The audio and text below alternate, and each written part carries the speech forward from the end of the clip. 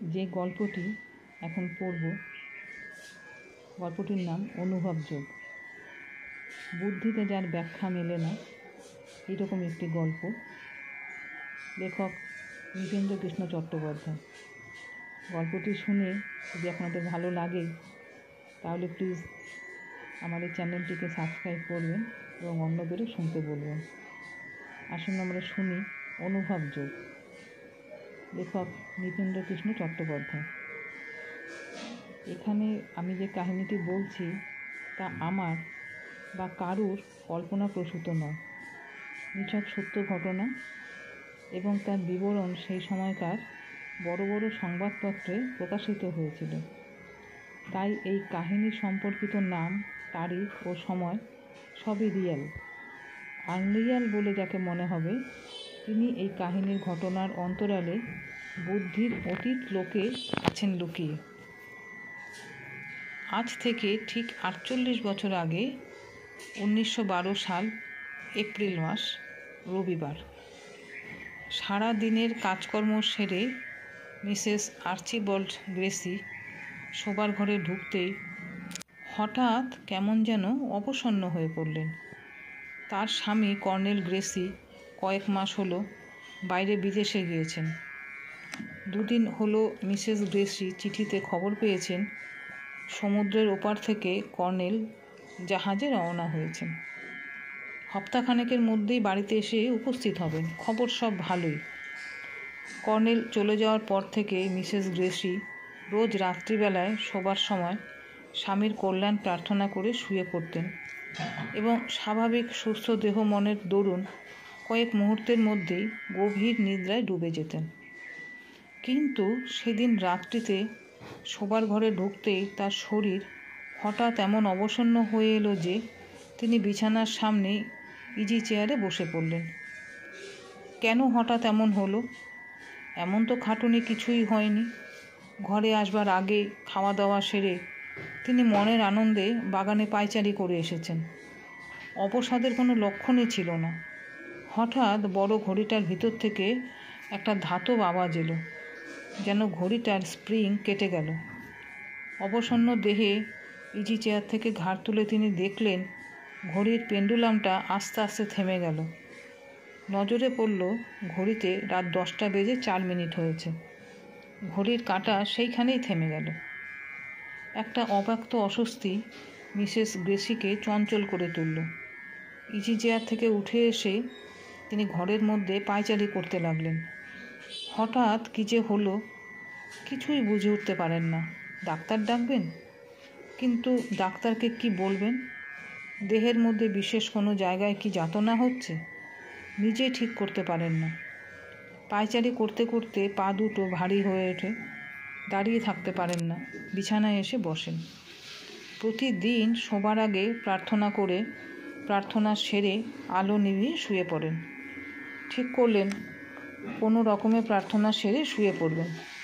কিন্তু প্রতিদিন যে প্রার্থনা করেন কেমন যেন তার ভাষাগুলো গুলিয়ে যাচ্ছে। কি প্রার্থনা করবেন? সামনে ছোট টেবিলের ওপর তার প্রার্থনার বইটা ছিল। বইটা খুলে যে প্রার্থনার চোখে পড়বে সেই প্রার্থনাই করবেন। বইটা তুলে নিয়ে আনমনে একটা পাতা খুললেন। পাতার ওপরেই আরম্ভ হয়েছে একটা প্রার্থনা। প্রার্থনার নাম prayer for those at sea. সমুদ্রে যারা চলেছে তাদের জন্য প্রার্থনা। হঠাৎ সেই প্রার্থনার শিরোনামা পড়ার সঙ্গে সঙ্গে স্বামীর কথা মনে পড়ে গেল। তিনিও সমুদ্র পথ দিয়েই আসছেন। তবে কি তার কোনো বিপদ হয়েছে? 1500 মাইল দূরে তার জাহাজ। তার বিপদের সম্ভাবনায় দেহ মন এত চঞ্চল হবে কেন? যাই হোক, মিসেস গ্রেসি নতজানু হয়ে প্রার্থনা করতে বসলেন। প্রতিদিনই তিনি প্রার্থনা করেন, কিন্তু কোনোদিন তো কণ্ঠস্বর এমন বাষ্পময় হয়ে ওঠে না। প্রার্থনা করার সঙ্গে সঙ্গে গ্রেসির 2 চোখ দিয়ে টসটস করে জল ঝরে পড়ে। মিসেস গ্রেসি প্রার্থনা করেন, ঝড় তোমারই সৃষ্টি, সমুদ্রের তরঙ্গ তোমারই খেলা। সেই তরঙ্গে অসহায় তৃণখণ্ডের মতো যারা ভেসে যায়, অবলম্বনের কিছু পায় না, একমাত্র তুমি পারো তোমার কল্যাণ হস্ত দিয়ে নিরাপদে তাদের উত্তীর্ণ করতে। হে প্রভু, সেই অবলম্বনহীন তরঙ্গ মৃত্যুর মধ্যে তারা যেন পায় তোমার সেই কল্যাণ হস্তের স্পর্শ। প্রার্থনা শেষ করে মিসেস গ্রেসি আলো নিভিয়ে দিয়ে বিছানায় শুয়ে পড়েন। ঘুমোবার চেষ্টা করেন, কিন্তু কিছুতেই ঘুম আসে না। অব্যক্ত অস্বস্তিতে বিছানায় ছটফট করেন। কেন যে এরকম হচ্ছে, কিসের জন্য হচ্ছে, কিছুই ঠিক করতে পারেন না। বিছানা থেকে উঠে পড়েন, আলো জ্বালেন, পায়চারি করেন, আবার আলো নিভিয়ে শুতে চেষ্টা করেন, কিন্তু কিছুতেই ঘুম আসে না। অস্বস্তি ও যন্ত্রণা কমে না। এইভাবে রাত্রি গভীর হয়ে আসে। দূর থেকে নিস্তব্ধ নিশীথ বাতাসে ভেসে আসে গির্জার ঘড়ির ঘণ্টার আওয়াজ। গির্জাটা বহু দিনের পুরানো। তার ঘড়িটা একজন ওস্তাদ কারিগরের তৈরি। প্রত্যেক ঘণ্টার আওয়াজের সঙ্গে তাল রেখে একটা মধুর সুর বেজে উঠত। মিসেস গ্রেসি কান পেতে শুনলেন রাত 2টো বাজল। সেই 2টোর ঘণ্টার সঙ্গে সঙ্গে যে মধুর সুর বেজে উঠল, তার বেদনাক্লান্ত মন তার প্রত্যেকটি রেশকে অনুসরণ করে চলে। ঘণ্টার আওয়াজ থেমে যাওয়ার সঙ্গে সঙ্গে তিনি বিস্মিত হয়ে অনুভব করেন কে যেন তার সর্বাঙ্গ থেকে সেই দীর্ঘ প্রহরব্যাপী যন্ত্রণা আর অস্বস্তি নিমেষের মধ্যে মুছে দিল। সেই নিদারুণ অস্বস্তিকর চাঞ্চল্য আর অব্যক্ত বেদনার পরিবর্তে তার সর্বদেহ মনে রোমাঞ্চিত হয়ে উঠল এক শান্ত স্নিগ্ধ আনন্দ। সেই আনন্দের মাতৃস্পর্শে আপনা থেকে তার চোখ ঘুমে বুজে এলো। সুগভীর নিদ্রায় তিনি ডুবে গেলেন। যখন ঘুম ভাঙল তখন সকাল হয়ে গিয়েছে। সামনের টেবিলে পরিচারিকা সকালের কাগজ রেখে গিয়েছে। অভ্যাস মতো কাগজটা তুলে নিয়ে তার প্রধান সংবাদের হেডলাইনের ওপর চোখ বুলিয়ে নিতে গিয়ে তিনি চমকে উঠলেন। তার সর্বাঙ্গ হিম হয়ে গেল। দেখেন বড় বড় টাইপে লেখা মর্মান্তিক দুঃসংবাদ। যে দুঃসংবাদে সেদিন সারা সভ্য জগৎ উদ্বেল হয়ে উঠেছিল। মহাসমুদ্রের বুকে কাগজের নৌকোর মতন নিঃশেষে তলিয়ে গেছে টাইটানিক জাহাজ শত শত যাত্রী নিয়ে। মিসেস গ্রেসি তাড়াতাড়ি স্বামী চিঠিটা খুলে দেখলেন, না, তার ভুল হয়নি। কর্নেল গ্রেসি চিঠিতে জানিয়েছিলেন তিনি টাইটানিক জাহাজেই ফিরছেন। যাদের বহু কষ্টে সেই শরীর সমাধি থেকে উদ্ধার করতে পারা গিয়েছে, তাদের একটা প্রাথমিক লিস্ট সেই দুঃসংবাদের সঙ্গে প্রকাশিত হয়েছিল। মিসেস গ্রেসি বারবার করে পড়ে দেখলেন, তাতে কর্নেল গ্রেসির নাম নেই। তিনি একেবারে ভেঙে পড়লেন। সেই সময় তার বোন সেই বাড়িতেই ছিলেন।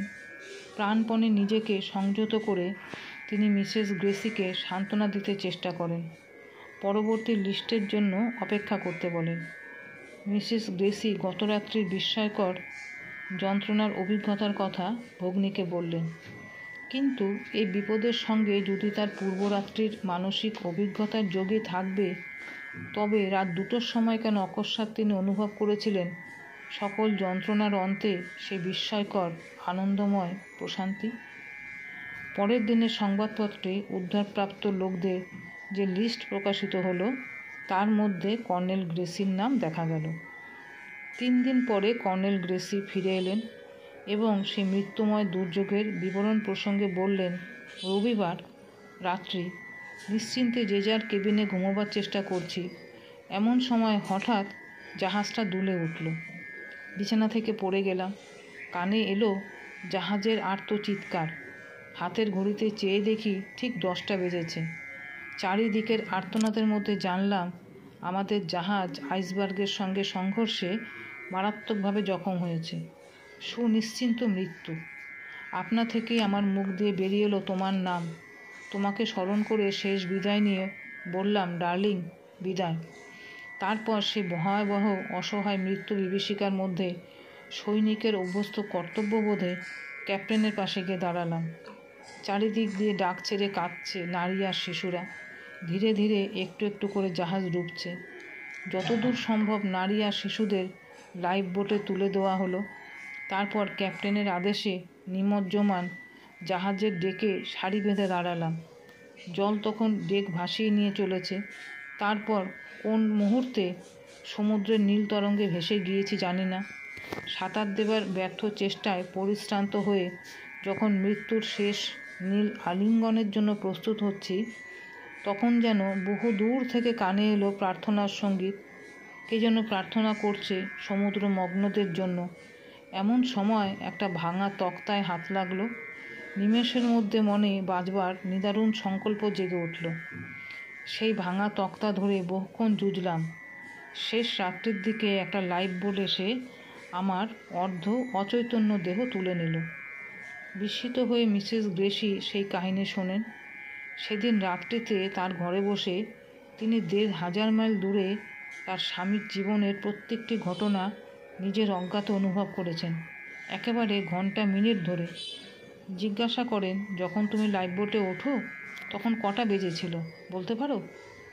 কর্নেল গ্রেসি বলেন, উদ্ধারকর্তাদের রিপোর্ট থেকে জানলাম তখন ঠিক রাত ২টো। বিস্ময়ে বাষ্পরুদ্ধ কণ্ঠে মিসেস গ্রেসি বলেন, সারা রাত্রি অব্যক্ত যন্ত্রণা ভোগ করার পর ঠিক সেই সময় আমি অঘোর ঘুমে আচ্ছন্ন হয়ে পড়ি। এখন শুনতে পাচ্ছি নিস্তব্ধ প্রহরে বাজছে গির্জার ঘণ্টা, তার সুরের রেশের সঙ্গে জড়ানো ঘুমের মায়া। ১,৫০০ মাইল দূরের ঘটনার সঙ্গে কি করে সম্ভব হলো এই অনুভব যোগ?